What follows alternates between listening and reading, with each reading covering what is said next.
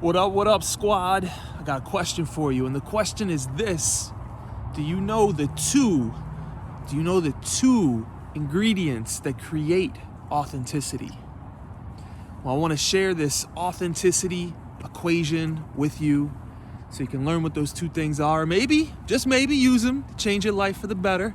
Shit is looking nice back here, right? Look at that background. I look like I'm in a Bob Ross painting right now. But I want to share what those two things are with you, because I know you know what it's like in some way to not feel authentic, to live in such a way where you're not really expressing yourself honestly, where you don't feel fully alive, where you're going through the motions of doing what you're supposed to do because that's what's expected of you, or that's what you've always done, or that's what you know. And I want to offer you an alternative where you get to feel fully alive, where you know that you're on your path and it's the right path, and you're doing shit that, you know, really brings meaning and fulfillment and joy and sun. God damn, that's a lot of sun. I wasn't expecting that when I hit record. Let me see if I get a little shade over here without killing myself. All right, I think we're gonna get some shade in 3, 2, 1. Got it. So the first component of authenticity out of the two, number one, is self-awareness. Self-awareness. Do you really feel like you know yourself? And not the know yourself like the I'm not enough self, not like the inner critic part, but like the genuine, like, here are my values, here's what matters to me. If other people's opinions didn't count or didn't influence me and I just got to be true to myself, what does that person want to do? You know, if you couldn't be judged, how might you express yourself, right? So that's part of authenticity. That's part of self-awareness. Also knowing your strengths, what makes you uniquely you. Self-awareness. And so, you know, when you have self-awareness, you really have a strong compass for the right direction and that's both on the big level, like the macro of where to go with your life, what projects to take on, what to do with your career, what to do with your relationship or lack of relationship. What up, gangsta? Got an Oregon gangsta back there. And so that's part of it, right? And then also that self-awareness on the micro level of, you know, what's true for me in this moment? What's the thing I can do today that's gonna create more joy in my life, or, you know, really make me feel more like I'm loving this thing. This life is amazing. So self-awareness is component number one. What's component number two? I didn't tell you yet. I'm gonna tell you right now. So the authenticity equation is this.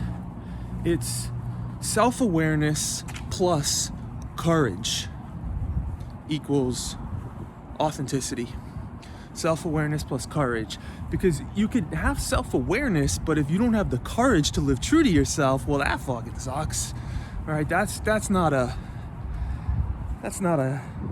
gonna do much for you, right? Hello, good morning. Friendly people, gotta love them.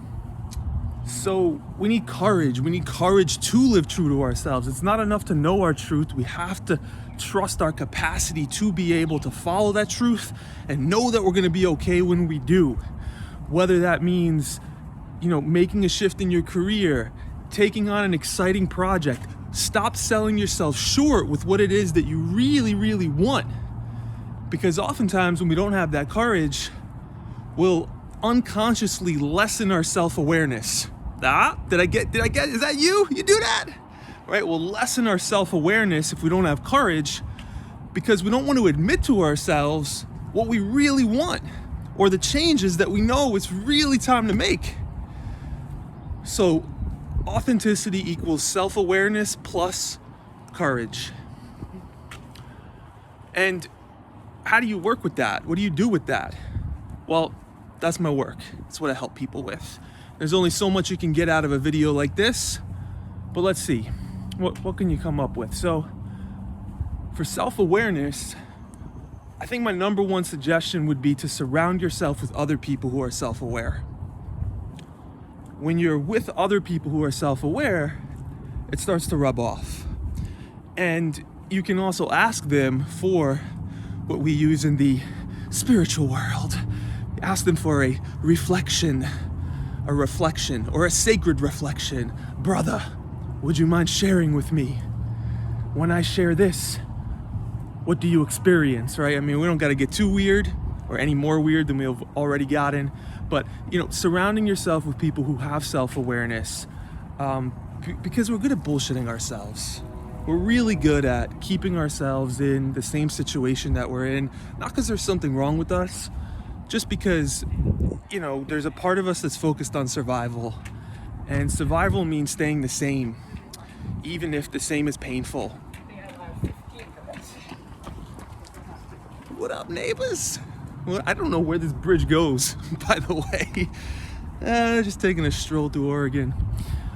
So self-awareness, I'd say surrounding yourself with other people who are self-aware, and also being willing to use that courage and get out of your comfort zone to learn more about yourself, right? And how do you build more courage? Well, you build more courage by, this is as classic as it gets, but just doing shit that scares you. And it can just be a little bit. You don't need to do some shit that's like totally paralyzing or destabilizing to yourself, but get out of your comfort zone a little bit each day.